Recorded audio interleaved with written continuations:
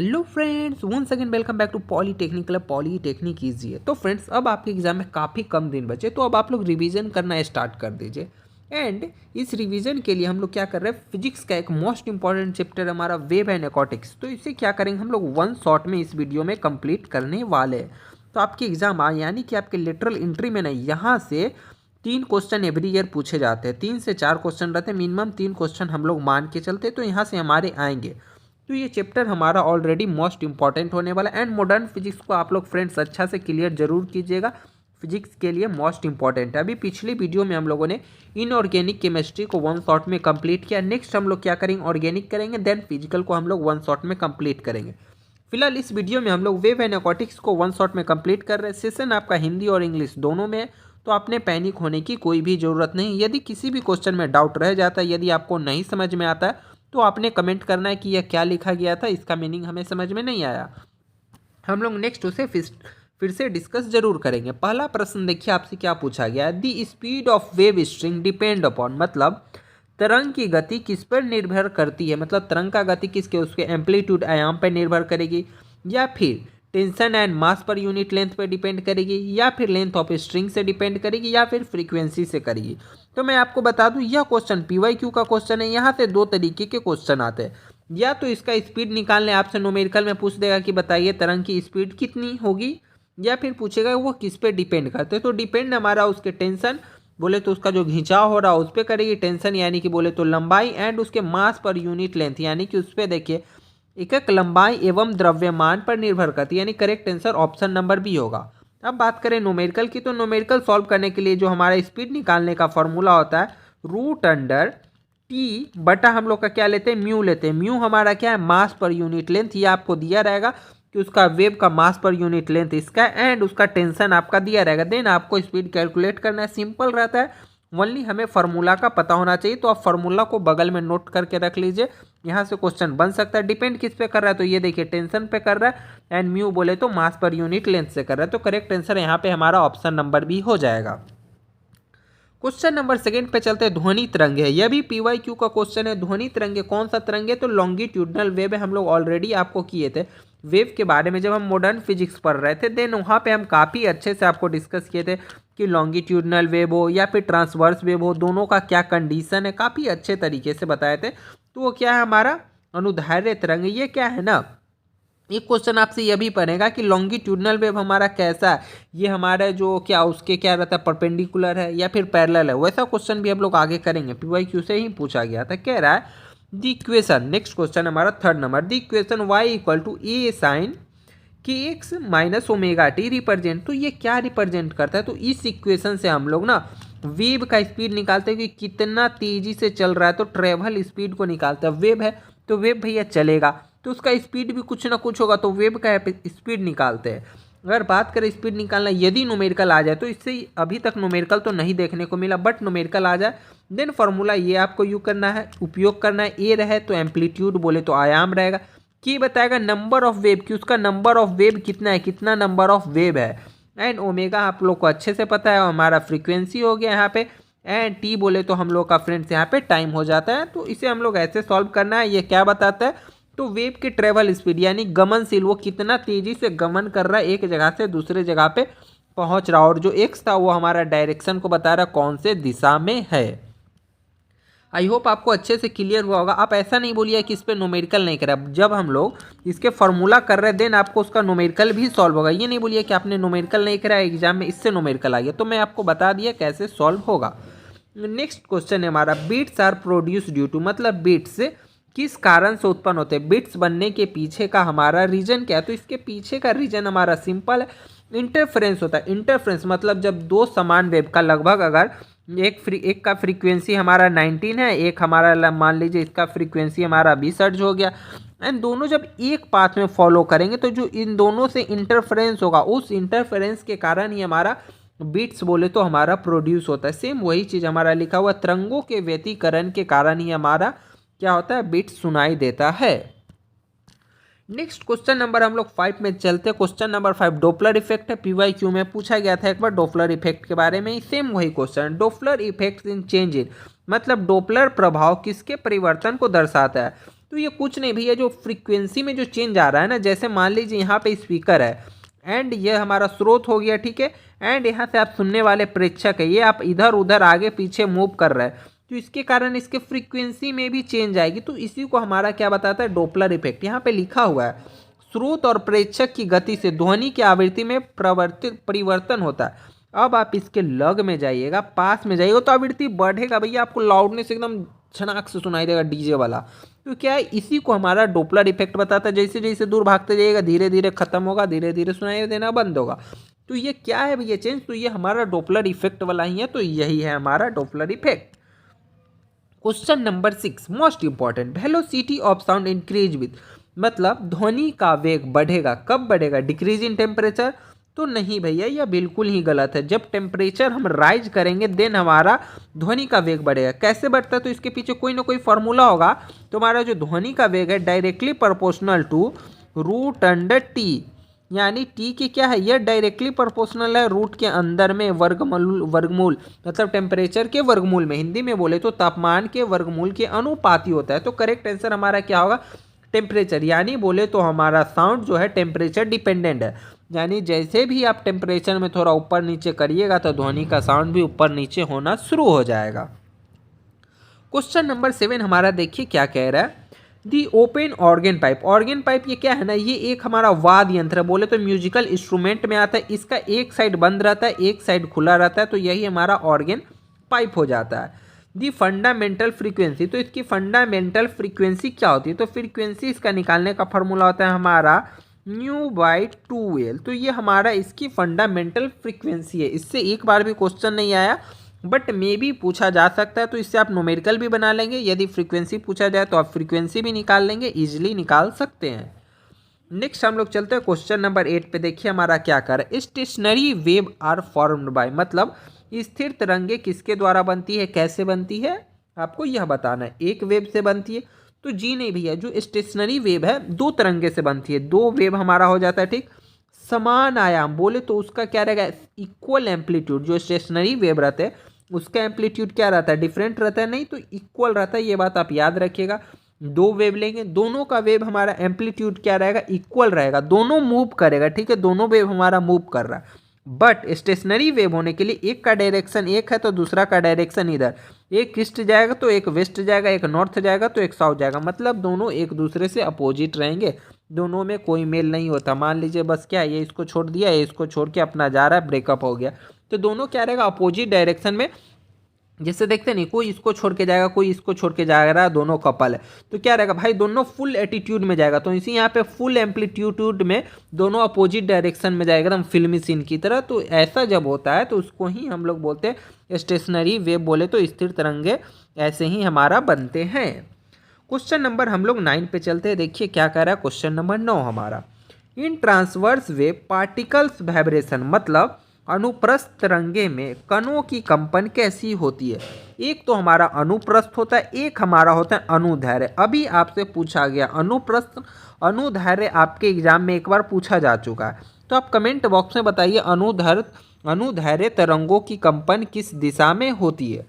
अभी हम लोग फिलहाल चलते हैं अनुप्रस्थ तरंग। तो अनुप्रस्थ तरंगों की जो गति है हमारा, बोले तो परपेंडिकुलर टू वेव मोशन, मतलब वेव मोशन हो रहा उसके परपेंडिकुलर रहता है, तो वो हमारा बनता है कौन सा, तो वो हमारा बनता है अनुप्रस्थ तरंगे, बोले तो ट्रांसवर्स वेव।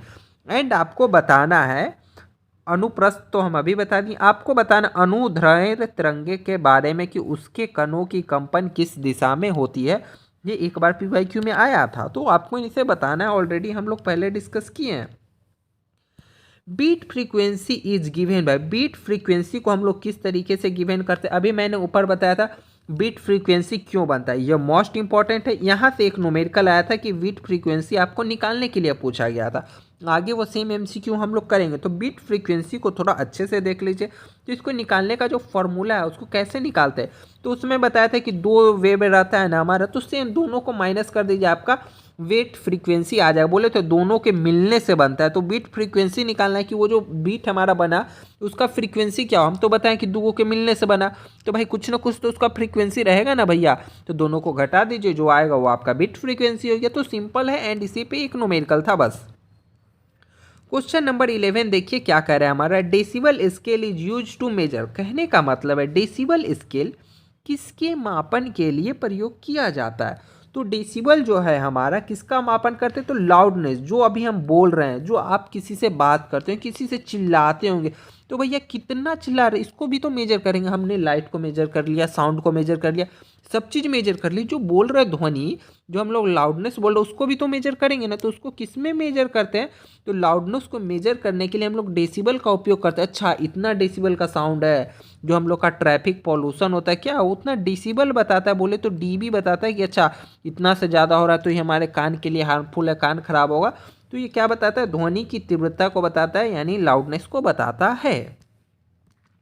क्वेश्चन नंबर देखिए हम लोग 12 पे आते, कह रहा है Laplace correct Newton's formula by including. मतलब लैप्लास जो थे वो न्यूटन के फार्मूला में चेंज किए। तो कौन सा फार्मूला में चेंज किए तो न्यूटन जो थे हमारे पहले वो दिए स्पीड ऑफ साउंड के लिए ना, वो एक हमारा फार्मूला दिए, ठीक है। उस फार्मूला में हमारे लैप्लास जी करेक्ट किए। क्यों, क्योंकि न्यूटन वहाँ पे गलत थे, उनका जो कंसेप्ट था, मतलब जो स्पीड देने वाला फार्मूला वो थोड़ा सा रॉन्ग हो गया, देन उसे लैप्लास हमारे करेक्ट किए, ठीक है। ये न्यूटन आपका फार्मूला दिया था, तो वो जो हमारे फार्मूला दिए थे उसमें वो क्या किए थे ना, थोड़ा सा गलती रह गया, जिसको लैप्लास करेक्ट किया। तो लैप्लास क्या करेक्ट किया, तो लैप्लास हमें बताया कि वो जो प्रोसेस होता है, ये जो प्रोसेस है हमारा आइडियावेटिक प्रोसेस है। एंड न्यूटन का कहना था कि जो प्रोसेस है हमारा वो क्या था, हमारा आइसोथर्मल प्रोसेस था। बट लैप्लास का आइसोथर्मल नहीं, हमारा जो प्रोसेस है वो आइडियावेटिक प्रोसेस है। तो इसे याद रखिएगा, आइडियावेटिक क्या है, आइसोथर्मल क्या है, इसके लिए जरा सा भी अभी आपको कन्फ्यूजन नहीं होना चाहिए।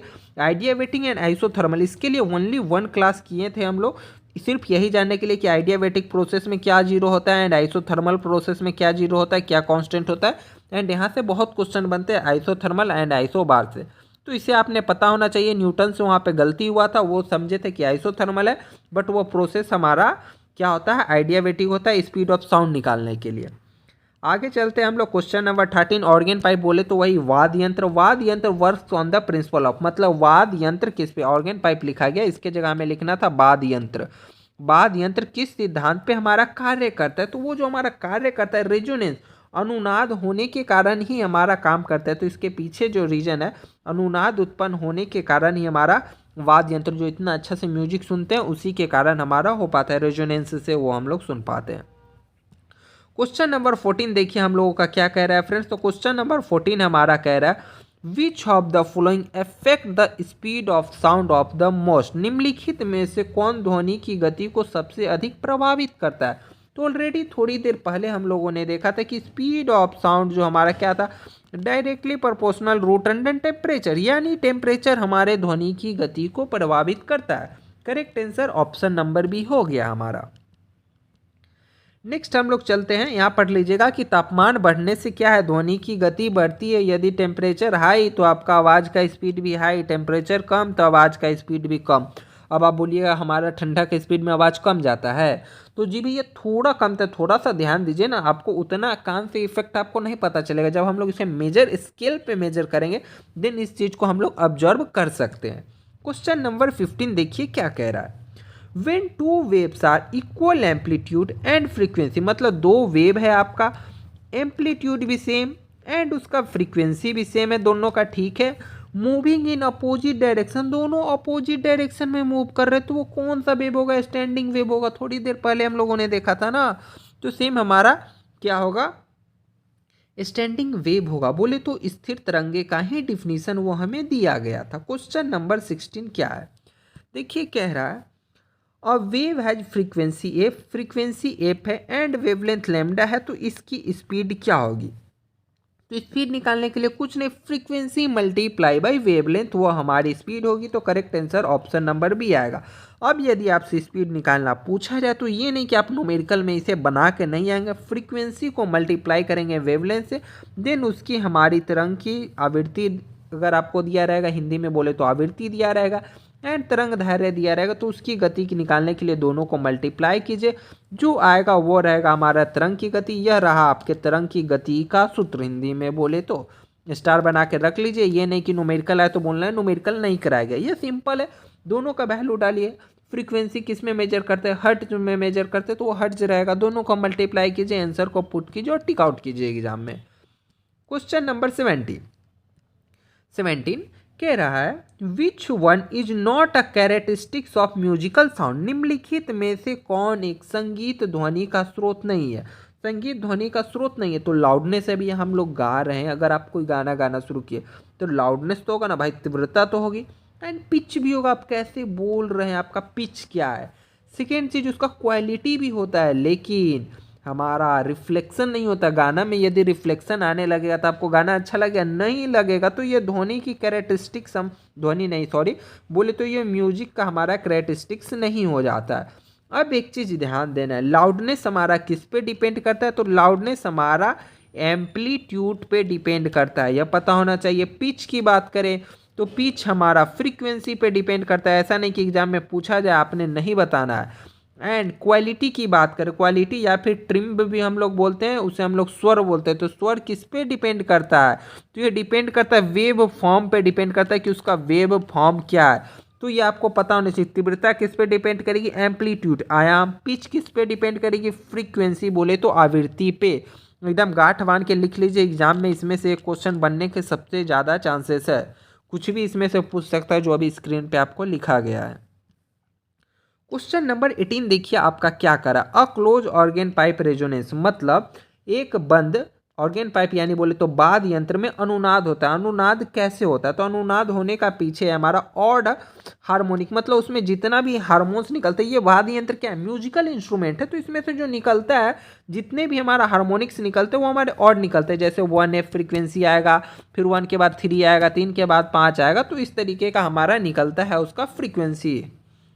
नेक्स्ट हम लोग चलते हैं, ऑड रहता है जितना का जितना। क्वेश्चन नंबर 19 देखिए क्या कह रहा है, question number 19 Newton's original formula of speed of sound fails because, मतलब ध्वनि की गति के लिए न्यूटन का मूल सूत्र असफल रहा। क्यों असफल रहा, तो असफल रहने के पीछे का रीजन आपसे पूछा गया, तो वो क्या एज्यूम किए थे, मैंने आपको बताया कि वो जो प्रोसेस था उसको आइसोथर्मल मान के वो स्पीड ऑफ साउंड दिए, ठीक है। तो यह जो था वो प्रोसेस आइसोथर्मल नहीं था, आइसोथर्मल नहीं था तो क्या था, मैंने थोड़ी देर आपको पहले बताया कि वो हमारा आइडियाबैटिक प्रोसेस था। तो न्यूटन जी से यही गलती हो गया था कि वो प्रोसेस को आइसोथर्मल मान लिया। आइसोथर्मल बोले तो टेम्परेचर कांस्टेंट, टेम्परेचर जीरो, यह चीज़ हमने आपको ऑलरेडी अच्छा से बताया है थर्मोडाइनमिक्स में। अब एक चीज़ और जान लीजिए कि न्यूटन्स फार्मूला कौन सा दिए जो गलत है, इन केस में भी एग्जाम में बने तो न्यूटन जो फार्मूला दिए स्पीड ऑफ साउंड के लिए वो था हमारा रूट अंडर पी बोले तो प्रेशर डिवाइडेड बाय रो बोले तो डेंसिटी, एंड देन इसको लैप्लास करेक्ट करते हैं, करेक्ट करने के बाद वो नया फार्मूला देते हैं। ऐसा बात थोड़ी ना भैया न्यूटन जितना दिया जिंदगी में सब सही दिया, कुछ तो भाई इंसान है, थोड़ा बहुत तो मिस्टेक होता ही है ना। तो उसको लैप्लास करेक्ट किए एंड वो फार्मूला हम बताएं कि P डिवाइडेड बाई रो, एक चीज वो नया ऐड किए, नया जो था क्या था, गामा था। गामा क्या है, स्पेसिफिक हीट रेशियो, ऑलरेडी बताएं स्पेसिफिक हीट रेशियो क्या है, एंड स्पेसिफिक हीट रेशियो निकालने का फॉर्मूला यहाँ से आपका न्यूमेरिकल आता है थर्मोडाइनमिक्स में, तो क्या है हमारा गामा। बस वो क्या किए, गामा को ऐड किए एंड फार्मूला को करेक्ट किए, तो ये हमारा सही फार्मूला है। एंड ये ऊपर वाला हमारा न्यूटन जी दिए थे, जिससे थोड़ा सा गलती हुआ। गलती यह हुआ कि वो आइसोथर्मल माने एंड लेप्लाक्स है, इसको सही किए आइडियाबैटिक प्रोसेस से एक्सप्लेन करके समझा के प्रूव करके। आई होप आपको अच्छा से समझ में आए, याद रखिएगा क्योंकि कभी कभी त्रुटि रिलेटेड आपसे एग्जाम में क्वेश्चन बनते हैं कि वो क्या गलती किए थे, देन आपको उसे बताना। Speed of sound in air at 0 degree Celsius पे साउंड की स्पीड क्या होगी। यह क्वेश्चन इसलिए भी वैलिड बनता है क्योंकि टेम्परेचर बढ़ने से साउंड की स्पीड चेंज हो जाती है, तो कुछ ना कुछ एक स्टैंडर्ड होगा ना पैमाना, तो 0 डिग्री पे स्टैंडर्ड हमारा 331 मीटर पर सेकंड बोले तो ऑप्शन नंबर बी हमारा करेक्ट आंसर है। साउंड ऑफ स्पीड तो 331 मीटर पर सेकंड हो जाती है फ्रेंड्स 0 डिग्री सेल्सियस पर। क्वेश्चन नंबर 21 कह रहा है which of the flowing does not affect the frequency of a sound in a string, निम्नलिखित में से कौन सा कारक किसी तार में ध्वनि की आवृत्ति को प्रभावित नहीं करता। तो वो क्या नहीं प्रभावित करता है, तो हमारा एम्पलीट्यूड है। तो एम्पलीट्यूड नहीं, हम लोगों ने ऑलरेडी सबसे पहला जब क्वेश्चन में पढ़ा था तो उसमें देखे थे टेंशन एंड लेंथ था and mass per unit length भी था, तो इसके कारण हमारा चेंज हो रहा था। जो ऊपर में सबसे पहला क्वेश्चन देखिएगा वहाँ पे मैंने फॉर्मूला भी बताया था न्यूमेरिकल के लिए, तो उसमें क्या नहीं था, एम्पलीट्यूड नहीं था। तो इसमें कुछ भी हो जाए भैया, इससे उसके फ्रीक्वेंसी में कोई भी फर्क नहीं पड़ने वाला है। तो करेक्ट आंसर एम्पलीट्यूड बोले तो आयाम हो जाता है हमारा। और आयाम क्या बताता है, तो यह केवल तीव्रता को प्रभावित करता है। बोले तो लाउडनेस, एम्पलीट्यूड जो है ओनली लाउडनेस को ही इफेक्ट करता है और किसी चीज को नहीं, जो कि मैं थोड़ी देर पहले स्क्रीन पर लिख के आपको बताया था। क्वेश्चन नंबर 22 कह रहा है दी यूनिट ऑफ लाउडनेस, मतलब ध्वनि की तीव्रता की इकाई है। तो ध्वनि की तीव्रता की इकाई हमारी डेसिबल हो जाती है, ऑलरेडी हम लोगों ने डिस्कस किया। आपने बताना है हर्ट्ज कितना, हर्ट्ज किसका है, हर्ट्ज को हम लोग मतलब किस चीज़ को हम लोग हर्ट्ज में मेजर करते हैं, आपको यह बताना है। न्यूटन में क्या मेजर करते हैं, जूल में क्या मेजर करते हैं, आप लोग कमेंट बॉक्स में जरूर बताइए, कुछ ना कुछ तो कमेंट जरूर कीजिए फ्रेंड्स। कह रहा है question number 23 the law of vibrating string state that, मतलब कंपनशील तार का नियम कहता है कि कंपनशील तार का नियम क्या कहता है, तो उसका जो फ्रीक्वेंसी है inversely proportional to the length, उसके लेंथ के व्युत्क्रमानुपाती होती है। करेक्ट आंसर बोले तो option number B, frequency is inversely proportional to the length, length के इनवर्सली प्रोपोर्शनल बोले तो लंबाई के व्युत्क्रमानुपाती होती है उसकी फ्रीक्वेंसी। तो यही बताता है हमारा वाइब्रेटिंग स्ट्रिंग मतलब कंपनशील तार का यह नियम है कि जो फ्रीक्वेंसी रहेगी लेंथ के इनवर्सली प्रोपोर्शनल होती है। यानी कंपनशील तार में यदि लेंथ हम लोग बढ़ाएंगे तो फ्रीक्वेंसी हमारी क्या होगी, घटेगी। अब यह नहीं बोलिए कि यह क्वेश्चन आप नहीं कराएं और एग्जाम में पूछा गया, तो एक्सप्लेनेशन इसी के लिए लिखा जाता है इस फॉर्मूला को। ऐसा होता मैं डायरेक्ट आपको एमसीक्यू बोलता क्वेश्चन नंबर 23 इन्वर्सली प्रोपोर्शनल होता है वो चला जाता, बट ऐसा नहीं है फ्रेंड्स। एग्जाम में आपसे क्वेश्चन घुमा सकता है, हम भी भगवान नहीं है जो आपको लिख देंगे तो वही क्वेश्चन सेम टू सेम। मानते हैं कुछ क्वेश्चन मैच करेगा, ये तो हम गारंटी देते हैं मैच करेगा, बट ये जो एक्सप्लेनेशन लिखा हुआ है ना यहाँ से भी बहुत क्वेश्चन आपका टकराएगा, आप लिख के रख लीजिए। अगर एग्जाम में बोले कि वाइब्रेटिंग स्ट्रिंग का हम लोग लेंथ बढ़ा रहे हैं तो उसकी फ्रीक्वेंसी पे क्या असर पड़ेगा, तो फ्रीक्वेंसी बढ़ेगा। यदि उसका लेंथ हम लोग कम करेंगे तो फ्रीक्वेंसी बढ़ेगा। तो इस तरीके से अपने दिमाग को चलाना है कि ये जो लिखा है ना आपके लिए लिखा गया एक एक एक्सप्लेनेशन आपको मोस्ट इंपॉर्टेंट है और आगे बहुत हेल्पफुल होगा। एंड नेक्स्ट क्वेश्चन है what is the formula of beat frequency, beat frequency का फार्मूला पूछा गया है। यहाँ से जो नोमेरिकल आया था, मैं बोला था एक नोमेरिकल था तो वो नोमेरिकल यही है। एग्जैक्ट वैल्यू हम नहीं बोलते हैं कि सेम रहा होगा, यह जो वैल्यू मिला मुझे एक स्टूडेंट दिए थे, देन हम उस वैल्यू पे आपको क्वेश्चन बता रहे कि बीट फ्रीक्वेंसी निकालने का एक क्वेश्चन था। तो यह वैल्यू एग्जाम के अकॉर्डिंग आपकी चेंज हो सकती है। तो बीट फ्रीक्वेंसी निकालने का सिंपल फार्मूला है हमारा F1 माइनस F2। तो इसे निकालेंगे 440 में से 442 माइनस करेंगे तो सेम हमारा 2 हर्ट्ज का आएगा। बीट फ्रीक्वेंसी उत्पन्न क्यों होती है, उत्पन्न होने के पीछे रीजन क्या है, फार्मूला क्या है, न्यूमेरिकल, तीनों हम ऑलरेडी करा दिए। देखिए एग्जाम में क्वेश्चन बना आपका एक, हम उससे 3 क्वेश्चन कराएं, तो जरूरी नहीं कि एक क्वेश्चन हर बार रिपीट हो, बट उससे जो तीसरा क्वेश्चन बन रहा है वो रिपीट हो सकता है। इसलिए मैं आपको तीनों क्वेश्चन कराएं एंड एक्सप्लेनेशन में भी अच्छे से बताया। तो इस बात के लिए प्लीज़ आप लोग लाइक जरूर कीजिए, चैनल सब्सक्राइब नहीं किए तो प्लीज़ सब्सक्राइब कीजिए। लेटरल एंट्री के लिए आपको हम जानते हैं इससे अच्छा चैनल आप लोग ढूंढे होंगे बट आपको नहीं मिला होगा, यदि मिला है तो बता दीजिए, हम उससे भी अच्छा करने की डेफिनेटली कोशिश करेंगे। कह रहा है साउंड वेव, साउंड वेव हमारी क्या है, तो साउंड वेव हमारा लॉन्गिट्यूडनल वेव है, बोले तो अनुदैर्ध्य तरंग है। मैंने आपसे पूछा था कंपन की दिशा, longitudinal wave and transverse wave, दोनों को कमेंट बॉक्स में करके जाना है। लॉन्गिट्यूडनल वेव में हमारा क्या होता है, तो जो लॉन्गिट्यूडनल वेव है उसके पार्टिकल का मोशन हमारा क्या रहता है, पैरेलल रहता है। आप उस समय नहीं बताए थे लॉन्गिट्यूडनल का, बट आप जान जाइए क्या रहता है, उसका मोशन पैरेलल रहता है। एंड ट्रांसवर्स वेव का अगर ये वेव है तो उसका परपेंडिकुलर रहता है। तो दोनों में हमारा यही डिफरेंस फ्रेंड्स हो जाता है। तो फ्रेंड्स अभी तक हम लोगों ने क्या किया, हमारे जो वेव एंड एक्वाटिक्स से 25 मोस्ट इंपॉर्टेंट एमसीक्यू को कंप्लीट किया। यदि किसी भी क्वेश्चन में किसी तरीके का डाउट आता है तो क्या कीजिए, आप कमेंट कीजिए। एक चीज़ अभी इसका रह गया, हम लोग एक्वाटिक्स रिलेटेड नहीं देखे। एक्वाटिक्स रिलेटेड हमारा 1 से 2 प्रश्न आता है। अभी मैं क्या करूँगा, कम्युनिटी पोस्ट डालेंगे ना, उसमें इसका शॉर्ट नोट्स लिखा रहेगा, 3 से 4 चीज़ है। कि एक गुड एक्वाटिक्स होने के पीछे का रीजन क्या है। एक एमसीक्यू बनता है जो कि ऑलरेडी पूछा जा चुका है, यहाँ पे टाइप नहीं हो पाया एक्वाटिक्स से एक क्वेश्चन कि मतलब अच्छे एक्वाटिक्स होने के लिए हमारा क्या जरूरी है। तो वो कम्युनिटी पोस्ट पे अभी हम पोस्ट करेंगे, आप वहाँ से उसे रीड कर लीजिएगा, हिंदी में लिखा रहेगा, आपको जरा भी टेंशन नहीं लेना। अगर डाउट रहा कमेंट करना, उस पर भी हम लोग वीडियो बना देंगे, छोटा सा शॉर्ट वीडियो में ही उसे एक्सप्लेन कर देंगे। फिलहाल यदि अभी भी आपको किसी भी क्वेश्चन में डाउट है तो कमेंट जरूर करें। यह चैप्टर आपके लिए इंपॉर्टेंट था इसलिए हम इसका पार्ट लेके आ गए। यदि अभी भी आपको किसी भी चैप्टर में किसी तरह का त्रुटि है कमेंट कीजिए, नेक्स्ट वीडियो हम लोग उस पर बनाएंगे एंड उसे सॉल्व करेंगे डेफिनेटली। फिलहाल यह वीडियो पसंद है तो लाइक जरूर करें, अपने दोस्तों के साथ भी इसे शेयर जरूर करें, हमें सपोर्ट आप लोग जरूर करें, हम आपको सपोर्ट करें, आप भी प्लीज़ हमें सपोर्ट जरूर करें। कमेंट करते जाएं वीडियो आपको कैसा लगा ये आपने बताना है, और हमारे साथ बने रहने के लिए आपका बहुत बहुत धन्यवाद फ्रेंड्स। मिलते हैं जल्दी फिर हम लोग अगली वीडियो में, तब तक के लिए bye bye, take care and जय हिंद फ्रेंड्स।